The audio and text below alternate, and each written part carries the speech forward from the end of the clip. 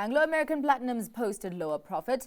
Headline earnings per share for 2024 have come in 40% lower as lower platinum group metal prices continued to weigh. Despite the decline, Amplats has declared a final dividend of R3 per share and an additional dividend worth 15.7 billion rand ahead of its spin-off from parent company Anglo American. That payout amounts to a generous parting gift to majority shareholder Anglo, who says it's made significant progress with the demerger, which is being targeted for June. Anglo CEO Duncan Wanblad says there's a clear timeline that includes a primary listing on the JSE and an additional listing on the London Stock Exchange. The mining giant says it will seek shareholder approval for the split at its AGM in April, and that it will retain a 19.9% stake, but is planning a gradual exit following the separation. A weaker than expected anthracite performance has weighed on Afrimat. The mid-tier mining and materials company says that, along with losses from cement, will see its full-year results come in lower than the previous period. Afrimat added that changes in the iron ore market, given the rand value received on exports and the volume reduction from AMSA, also severely affected it. The firm will provide more detail on its performance in April. Quantum Foods seen a significant improvement in trading conditions. The group's released a 4-month update saying it's benefited from a recovery in its layer flock, an absence of load shedding, relatively high egg selling prices, and no bird flu outbreaks. In the previous period, outbreaks had affected birds to the value of 37 million rand. And while things seem to be improving, Quantum has warned that the risk of that bird flu is expected to remain high for the remainder of the 2025 financial year. That's as an increased number of outbreaks recently reported in the US, Europe, and North Africa.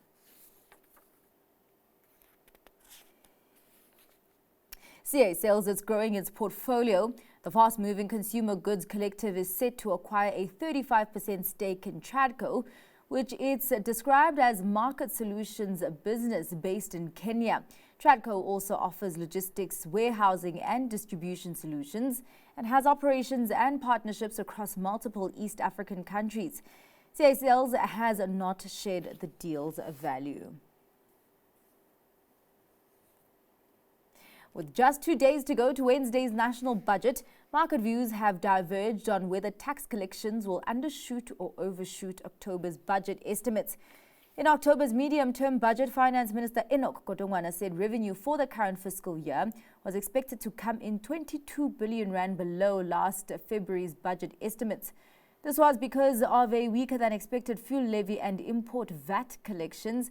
PwC Tax Director Carl Mandy expects the outcome will end up 10 billion rand lower than that estimate, while RMB Morgan Stanley's Andrea Masia reckons it could be a 13 billion rand miss, partly because of non-tax receipts that had been budgeted for but may not materialize.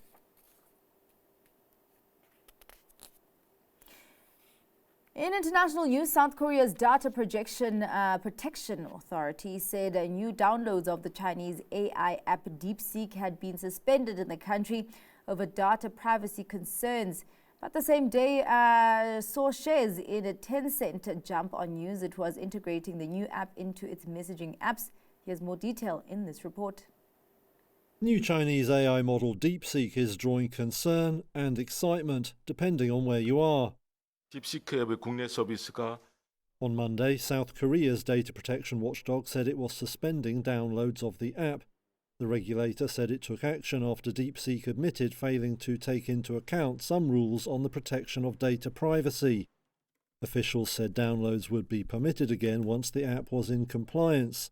There was no immediate comment from DeepSeek, but privacy protection has emerged as a key concern over the product. Italy's Data Protection Authority said last month that it had ordered DeepSeek to block its chatbot there over similar worries. Earlier this month, a Chinese Foreign Ministry spokesperson said Beijing would never ask any company to collect or store personal data in breach of national laws. Meanwhile, DeepSeek continues to get a very warm welcome in its home country.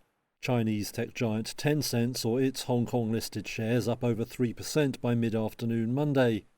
The jump came after it said it was testing integration of DeepSeek with its Weixin messaging app. Technology shares in Hong Kong have roared higher in recent weeks, in large part on optimism over the app. With its claim to beat or match Western rivals at a fraction of the cost, investors hope DeepSeek can boost China's whole tech sector. And online fast fashion retailer Shein is under pressure to chop its valuation to about $30 billion ahead of its London listing. The shareholders reportedly think this adjustment is needed to help get the potential UK IPO completed. Let's take a look. Shein is under pressure to cut its valuation to less than half the price put on it 2 years ago ahead of its potential London listing. That's according to a Bloomberg News report Monday. It said shareholders want the number lowered to about $30 billion. They reportedly think an adjustment is needed to help get the potential UK IPO completed. The China-founded online fast fashion retailer did not respond to a Reuters request for comment. Earlier this month, Reuters reported Shein was set to cut its listing valuation to around $50 billion due to growing headwinds. That was almost a quarter less than the fundraising value of $66 billion the company set 2 years ago. Shein had aimed to go public in London in the first half of this year if it gained approval from UK and Chinese regulators. But the Financial Times reported last week the listing was likely to be postponed. It said it could be moved to the second half of this year after US President Donald Trump's move to close the de minimis loophole. That is a duty exemption in the US for shipments of less than $800, which has helped Shein keep prices low. Industry experts argue the removal of it could hurt the firm's profitability and raise product prices in the US, its biggest market.